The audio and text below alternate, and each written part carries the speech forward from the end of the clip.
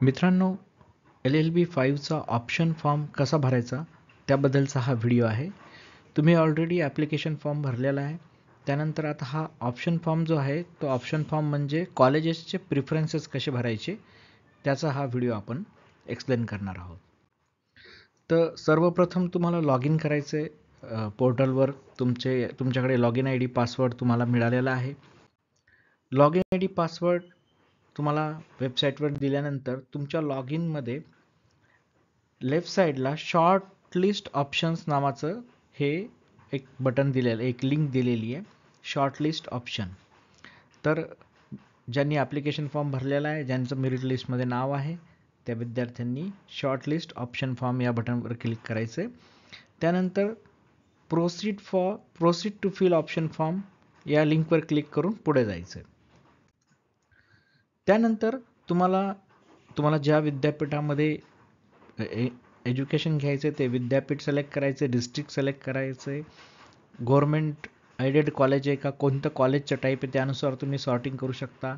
Medium कोणतं आहे कोर्सचं, English, Marathi, Hindi, कॉलेजचं टाईप को एज्युकेशन, बॉईज, गर्ल्स आणि पर्टिक्युलर कोर्स हे तुम्ही इथून सिलेक्ट करू शकता.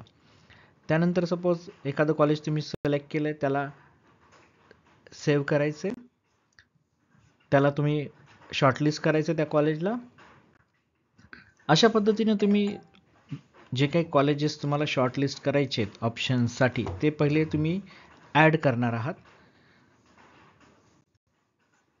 त्यानंतर सेव्ह अँड नेक्स्ट करायचं, म्हणजे जे काही तुम्ही 10-15 जे काही कॉलेजेस तुम्ही शॉर्टलिस्ट केलेले आहेत ते सेव्ह अँड नेक्स्ट करायचे. त्यानंतरचं इम्पॉर्टंट सेक्शन आहे सेट प्रेफरन्सेस. म्हणजे सपोज तुम्ही 8 ते 10 कॉलेजेस शॉर्टलिस्ट केले, आता तुम्हाला जर प्रेफरन्स द्यायचा आहे. 1 प्रेफरन्स मीन्स सर्वात अगोदर तुमचं ते कॉलेज कन्सिडर केलं जाईल ऑप्शनसाठी, अलॉटमेंटसाठी.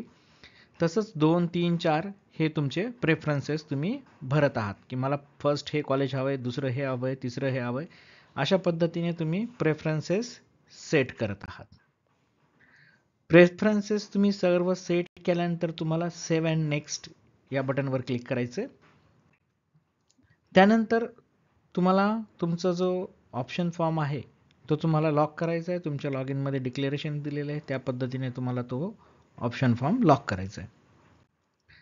तुम्हाला एक प्रश्न विचारला तर तुम्हाला ऑप्शन फॉर्म लॉक करायचा आहे, येस कन्फर्म म्हटलं तर तो कन्फर्म होऊन जाईल. त्यानंतर तुम्ही जो ऑप्शन फॉर्म भरलेला आहे त्याची तुम्ही प्रिंटआउट पण काढू शकता. प्रिंट ऑप्शन हे एक तुम्हाला सेक्शन दिलेलं आहे, त्या सेक्शनमधून तुम्ही प्रिंटआउट पण काढू शकता. तर मित्रांनो, हा व्हिडिओला लाईक करा, सबस्क्राईब करा चॅनल, तुम्हाला ॲडमिशन रिलेटेड अलर्ट मिळत राहतील. थँक्यू.